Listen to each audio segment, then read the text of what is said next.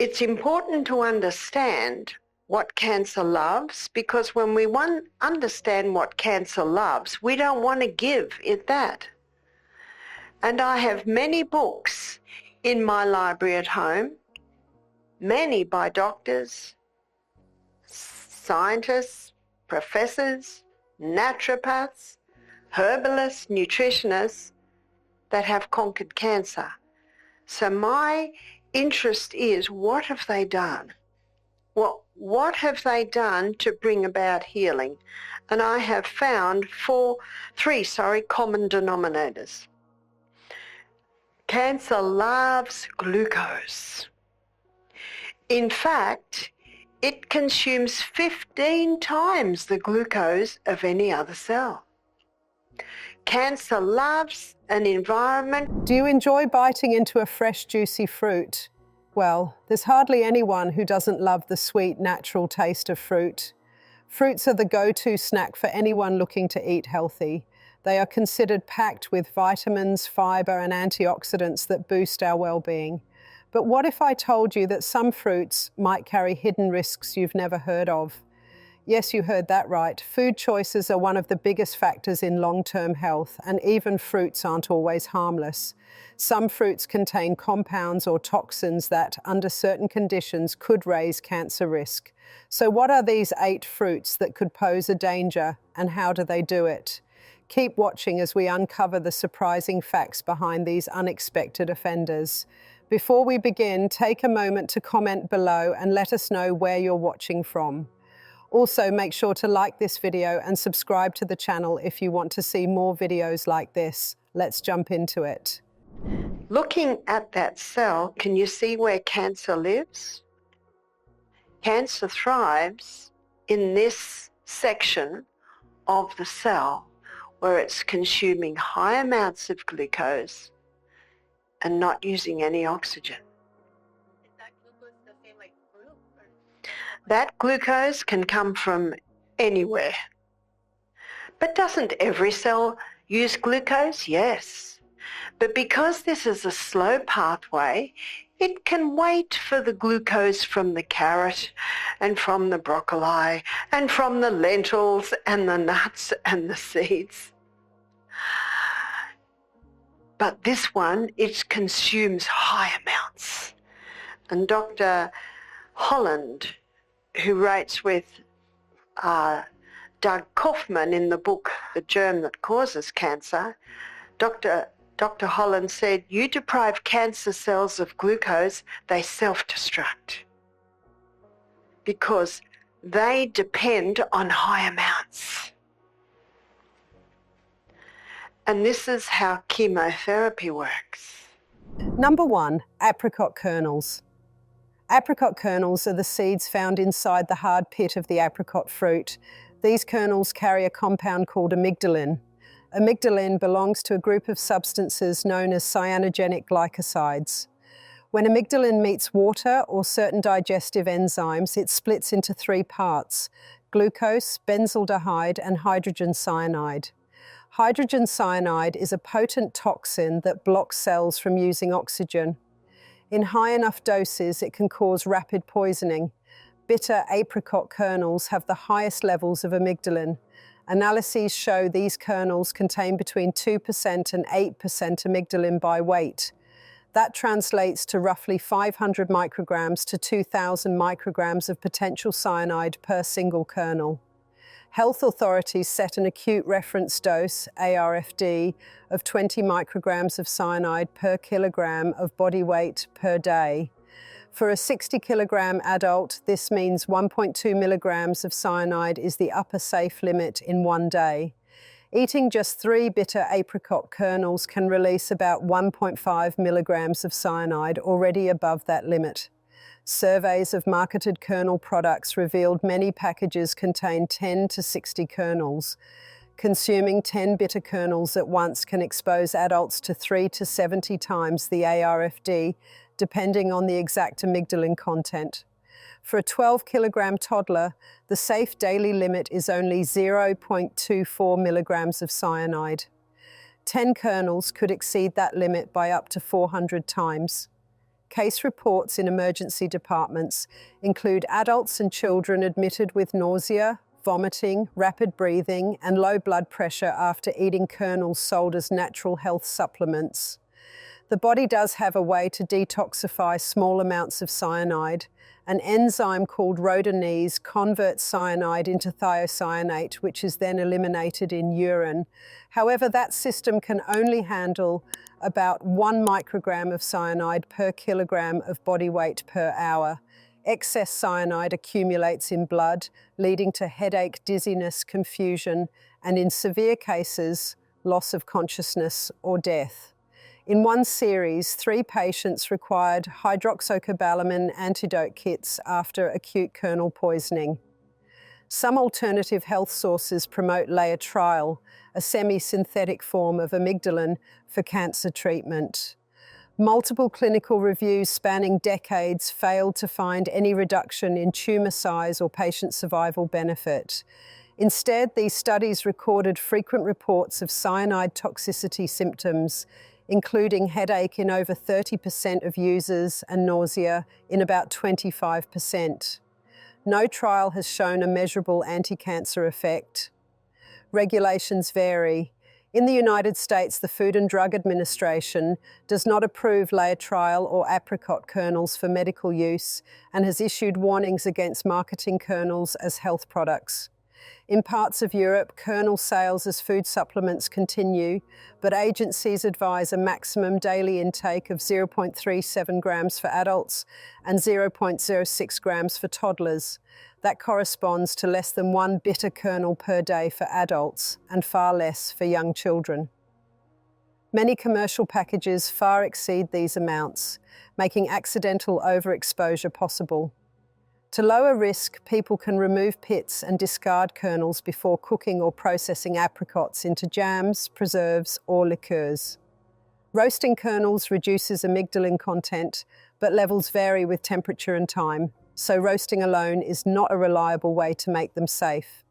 The safest approach is to focus on the fruit flesh and leave all pits intact. Those interested in apricot compounds for health should discuss with a qualified medical professional rather than self-treating with kernels. Number 2, apple seeds. Apple seeds, found at the core of each apple, contain the same cyanogenic glycoside as apricot kernels, amygdalin. Studies of various apple varieties show seed amygdalin levels ranging from 1 milligram to 4 milligrams per gram of seed. A typical apple seed weighs around 0.7 grams, yielding about 1 milligram to 2.8 milligrams of amygdalin per seed. When digested, this amygdalin can release hydrogen cyanide. Using the ARFD of 20 micrograms of cyanide per kilogram of body weight, a 60 kilogram adult should not exceed 1.2 milligrams of cyanide per day. Amygdalin yields roughly 2% cyanide by weight, so each seed can potentially release 0.02 milligrams to 0.056 milligrams of cyanide. To reach the 1.2 milligram limit for an adult, one would need to ingest between 22 and 60 apple seeds at once. Since a single apple core contains about 8 seeds, accidentally swallowing the entire core yields at most 0.45 milligrams of amygdalin or 0.009 milligrams of cyanide, far below the adult reference dose. However, for toddlers weighing 12 kilograms, the safe daily cyanide limit is only 0.24 milligrams. In that case, swallowing 4 to 11 seeds at once could exceed the limit.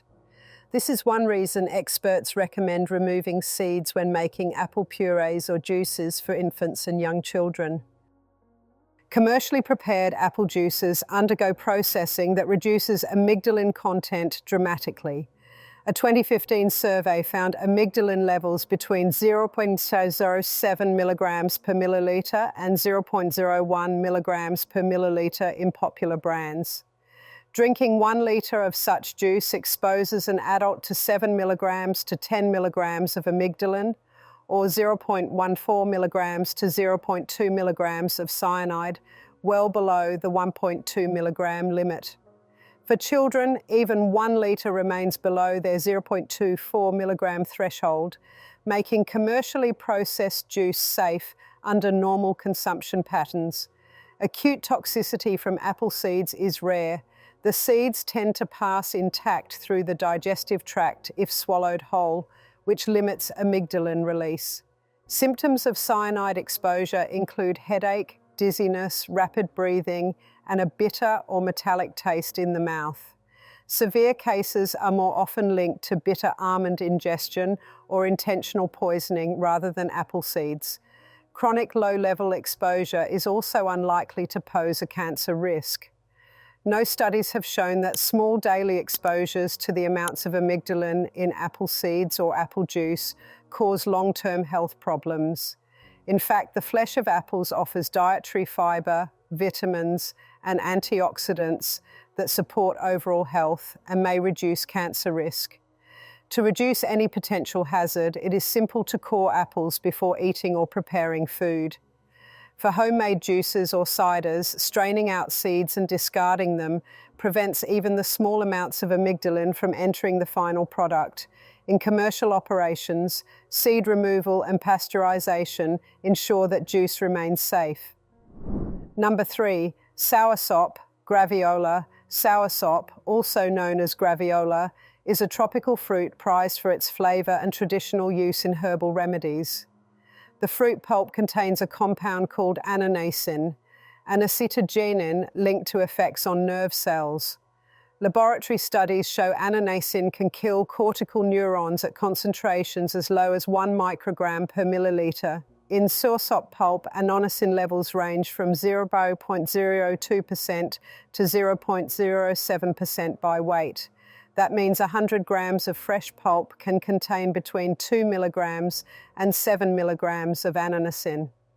Epidemiological observations in parts of the Caribbean, particularly Guadeloupe, note an atypical form of Parkinson's disease in populations with heavy soursop consumption. One 5-year study recorded 73 cases of atypical Parkinsonism in a population of around 85,000 older adults, an incidence of about 86 per 100,000 per year. Among those who drank more than 1 glass of soursop juice per week, the incidence rose to roughly 140 cases per 100,000 per year. That equates to a relative risk increase of about 1.6 compared with non-users. Lab research links annonacin to mitochondrial dysfunction and tau protein buildup in nerve cells, both markers of neurodegeneration. In vitro, annonacin triggered 67% cell death at 1 microgram per milliliter. In animal models, chronic exposure to levels comparable to human intake produced movement disorders and nerve damage. Beyond neurological concerns, annonacin has not been proven to prevent or treat cancer. Despite marketing claims that graviola extracts can kill tumor cells, studies are limited to test tube experiments. No clinical trials in humans show that soursop or its extracts reduce tumor size or improve outcomes. Instead, reports of movement disorders and atypical Parkinsonism suggest a real risk from regular consumption of high annonacin products. Guidelines from health agencies in France and Canada advise caution. They do not ban soursop fruit, but warn against using concentrated extracts or consuming large amounts regularly. A safe upper limit has not been formally established, but some experts suggest keeping consumption below 100 milliliters of juice per week, limiting annonacin intake to under 7 milligrams per week. Consumers can reduce exposures by eating fresh pulp rather than drinking concentrated juices or taking supplements. Discarding seeds and peel, where acetogenins also concentrate, further lowers annonacin intake. As with any herbal product, people taking medications or with neurological conditions should consult a healthcare provider before use. Number 4, grapefruit. Grapefruit is well known for its sharp flavor and healthful nutrients like vitamin C and fiber. Yet it contains a group of compounds called furanocoumarins, most notably bergamottin and 6-phosphor-dihydroxybergamottin, that interfere with the body's drug-metabolizing enzyme CYP3A4. This enzyme is responsible for breaking down nearly half of all prescription medications in the small intestine before they enter the bloodstream. Studies since the early 1990s identify more than 85 drugs that interact significantly with grapefruit. These include common medications for high blood pressure, high cholesterol, arrhythmias, migraine, anxiety, and organ transplants. For example, simvastatin, a statin used to lower cholesterol, can have its blood levels increased by up to 330% after drinking 300 milliliters of grapefruit juice. In that setting, standard doses of simvastatin could behave like 3 to 4 times higher doses, raising the risk of muscle damage.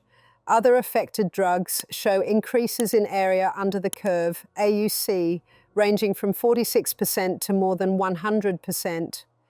Calcium channel blockers like felodipine can rise by 68%, while certain anti-anxiety medications go up by 300%. These spikes can lead to severe side effects, dangerously low blood pressure, slowed heart rate, confusion, and in rare cases, kidney injury. The onset of interaction occurs quickly, within 2 hours of consuming grapefruit juice, and can last up to 24 hours or more. Even eating half a fresh grapefruit can trigger the effect. Processing methods like pasteurization or concentrate preparation do not eliminate furanocoumarins. While some commercial juices label no pulp, they offer no safety advantage, as the compounds dissolve readily.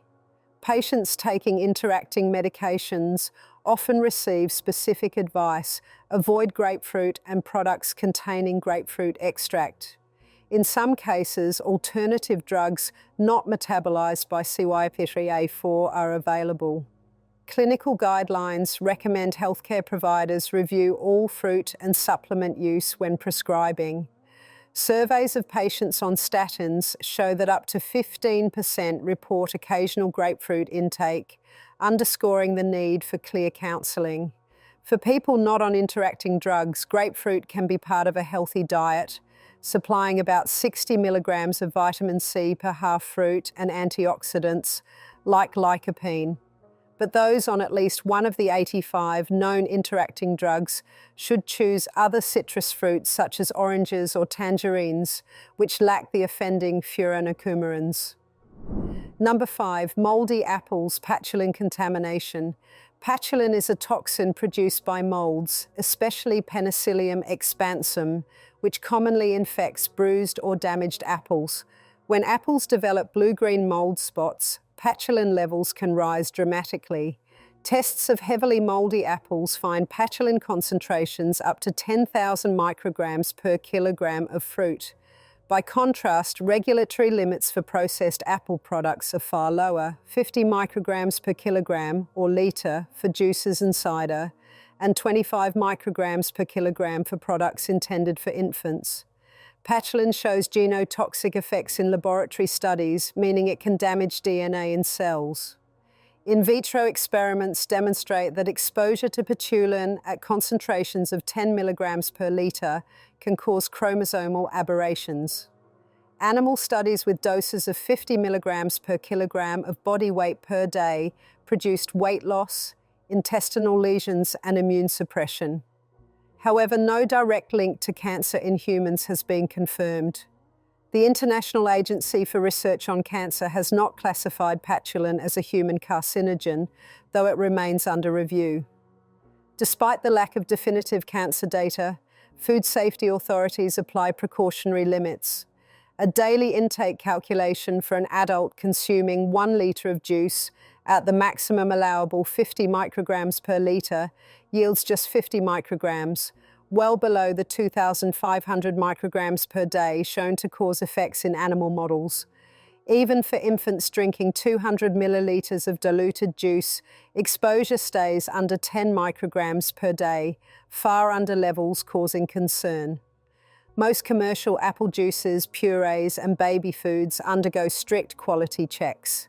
Producers remove moldy apples during sorting, pasteurize juices to reduce microbial load, and test for patulin before packaging. As a result, studies of retail juices rarely find levels above 10 micrograms per litre. One survey of 200 juice samples detected patulin in only 4% of cases, with a maximum of 12 micrograms per litre. Home juicing carries more risk if damaged or overripe apples slip through. Simple steps cut patulin. Discard apples with bruises or mold spots, wash fruit before juicing, and avoid using apple cores or peels that may harbour spores. Immediate refrigeration of juice and consumption within 24 hours further limits mold growth. Number 6, moldy pears. Pears can develop blue-green mold when bruised or stored in warm, humid conditions. This mold, often Penicillium expansum, produces a toxin called patulin. Tests of damaged pears show patulin levels reaching 8,000 to 12,000 micrograms per kilogram of fruit. By contrast, safety limits set for pear juice are 50 micrograms per kilogram. That means a single moldy pear can carry up to 240 times the allowable toxin level for juice. Patulin can damage DNA in lab studies. When cells are exposed to 5 milligrams per litre, they show increased breaks in their genetic material. In animal tests, doses of 40 milligrams per kilogram body weight per day caused weight loss, bleeding in the gut, and suppressed immune response. While no human study has directly linked patulin to cancer, regulators treat it as a concern. The World Health Organization's expert committee set a provisional maximum tolerable daily intake of 0.4 micrograms per kilogram of body weight. For a 60-kilogram adult, that is 24 micrograms per day. If a person drank 1 litre of pear juice at the maximum 50 micrograms per litre, they would ingest 50 micrograms, more than twice the daily limit. But commercial juices rarely approach that limit. Surveys show average patulin concentrations of 8 to 12 micrograms per litre. Still, eating pears with mold spots or pressing them into homemade juice without sorting can lead to much higher exposure. To avoid risk, check pears for soft or discoloured spots before eating. Cut away any bruised flesh at least 1 centimetre around the damaged area. Wash fruit under running water, then dry and store in a cool, dry place. When making juice at home, discard any fruit that shows signs of mold. These simple steps keep patulin levels far below safety thresholds and protect cell health over the long term. Number 7, dried figs. Dried figs offer sweet flavour and fibre, but can contain a toxin called ochratoxin A, produced by Aspergillus and Penicillium molds. In global surveys, 15% to 30% of dried fig samples test positive for ochratoxin A, with levels ranging from 5 to 60 micrograms per kilogram. The European Union sets a limit of 10 micrograms per kilogram for dried figs, so many commercial samples exceed that by up to 6 times. Ochratoxin A is classified by the International Agency for Research on Cancer as a possible human carcinogen, Group 2B. In lab studies, low doses of 2 micrograms per litre cause kidney cells to die at rates 20% higher than controls. In animal studies, chronic exposure at 0.5 milligrams per kilogram body weight per day led to kidney tumours in 15% of rats after 2 years. The kidney is the main target organ in these tests. Humans consuming 50 grams of figs with 20 micrograms per kilogram of ochratoxin A would ingest 1 microgram of toxin. For a 60-kilogram adult, the tolerable weekly intake is 105 micrograms, 1.75 micrograms per kilogram per week. Eating 200 grams of the same figs twice a week would exceed that limit by 80%. People who snack heavily on dried figs or use them in daily baking could unknowingly build up higher exposure. Producers can reduce ochratoxin A by sorting fruit, drying at high temperatures, and storing in low humidity conditions. At home, you can look for figs without dark, damp spots, store them in airtight containers in the fridge, and rinse them briefly under water before eating. These steps cut mold growth and minimize toxin levels, lowering any long-term risk. Number 8, conventionally grown berries. Strawberries, blueberries, raspberries, and blackberries often carry residues of multiple pesticides. A 2023 monitoring report found that 92% of strawberry samples had at least one pesticide residue, with an average of 7 different compounds per sample. Among these, captan, malathion, and chlorpyrifos appear most often. Captan is labelled by some agencies as a possible carcinogen, and chronic exposure in rodents caused liver tumours at doses above 100 milligrams per kilogram body weight per day. Residue levels on berries vary from 0.05 milligrams per kilogram to 1.2 milligrams per kilogram. If someone eats 200 grams of berries with 0.5 milligrams per kilogram of captan residues, they ingest 0.1 milligrams of the chemical. For a 60 kilogram adult, that equals 0.0017 milligrams per kilogram. The acceptable daily intake for captan is 0.17 milligrams per kilogram, so one serving is only 1% of the limit. However, eating berries daily, plus other foods with captan, raises total exposure. Malathion and chlorpyrifos also show links to cancer in animal tests. Chlorpyrifos caused lung and liver tumours in mice at doses over 10 milligrams per kilogram per day. Its acceptable daily intake is set at 0.03 milligrams per kilogram. Eating 200 grams of berries with 0.2 milligrams per kilogram of chlorpyrifos gives 0.04 milligrams total, 13 times the daily intake limit for a 60 kilogram person. To cut pesticide exposure, wash berries under running water before eating. Rubbing them gently removes surface residues. Buying organic berries also lowers risk. Organic samples show pesticide detections in less than 5% of tests, and when found, levels are 90% lower than conventional counterparts. Freezing or cooking berries after washing can further reduce some residues. So now you know, while fruits are generally healthy, a few can carry hidden risks when they're moldy, dried improperly, or covered in harmful chemicals. That doesn't mean you have to avoid them entirely, but it does mean being a little more careful with how you choose, store, and eat them. Stay informed, make smart food choices, and your body will thank you in the long run. And as always, thanks for watching, take care, and stay healthy.